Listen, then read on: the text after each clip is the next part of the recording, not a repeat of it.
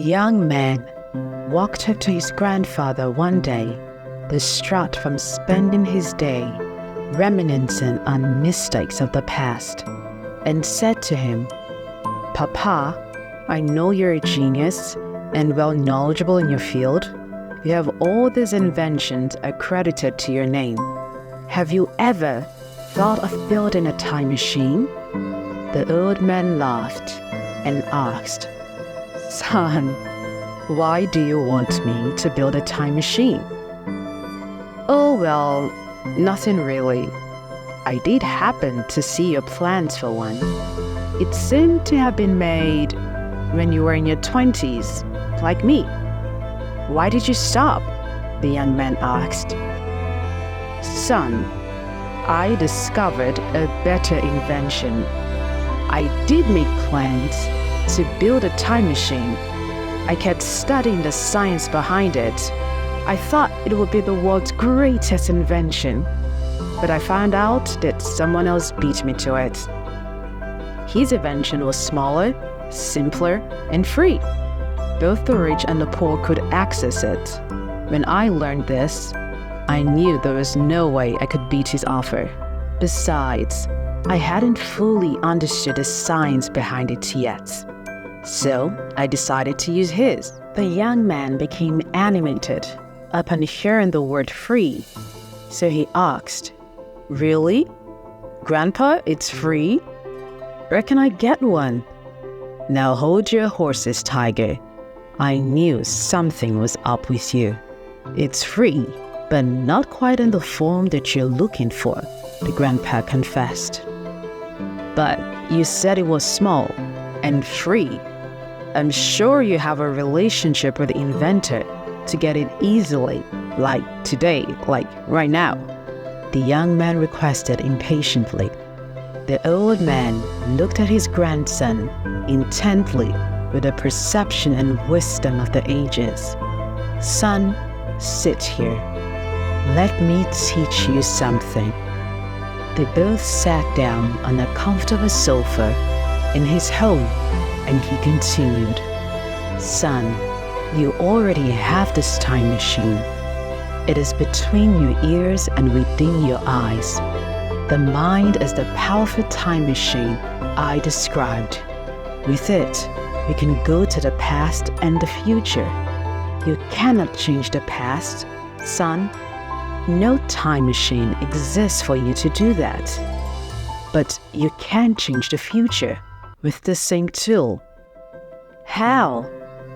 the young man asked, frustrated. "Imagination," the old man responded. "Grandpa, with all due respect, I am very serious right now, and I am in no mood for your jokes."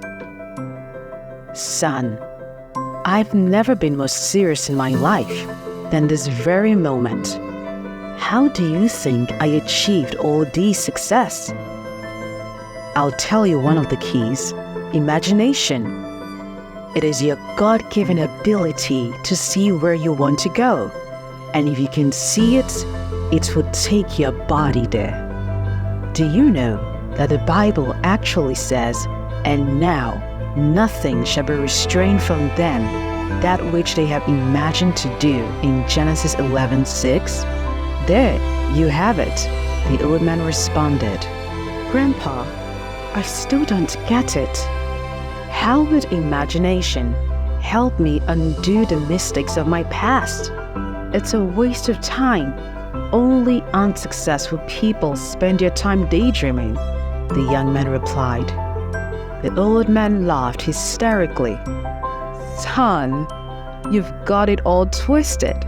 Successful people are dreamers. Dreamers that are willing to put in the work to make their dreams come alive.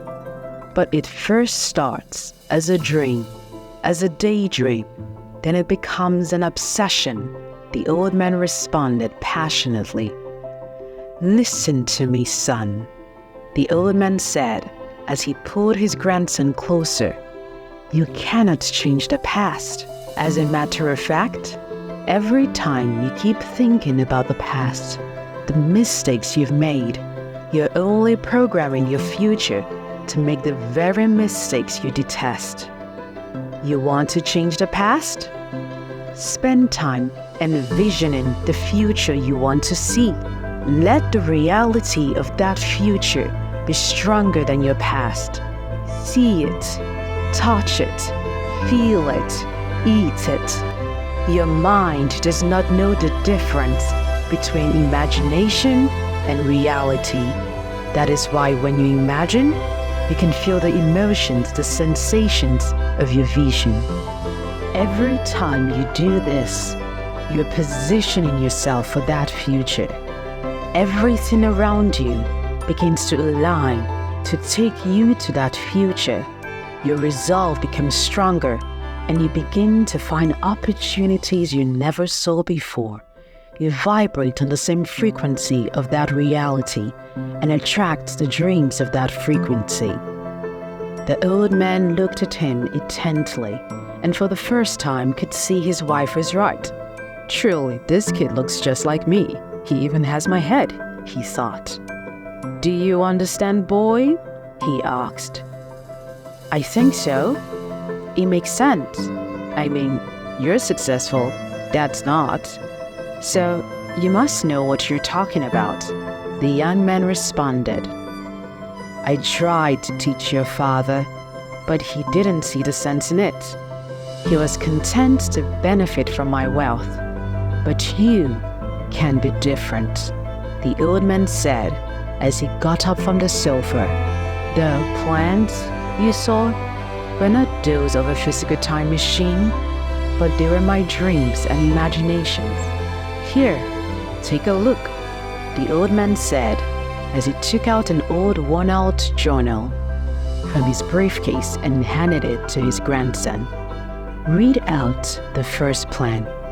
I am a renowned scientist and have won lots of awards, including international awards. The young man read aloud. Do you see that in my life, boy? The old man asked, and his grandson nodded in amazement. Check the date, the old man said. Whoa, that was 50 years ago? You were just my age then, the young man exclaimed. Keep checking them out to the last page. The young man did until he got to his most recent achievement. Whoa, Grandpa, this is magical.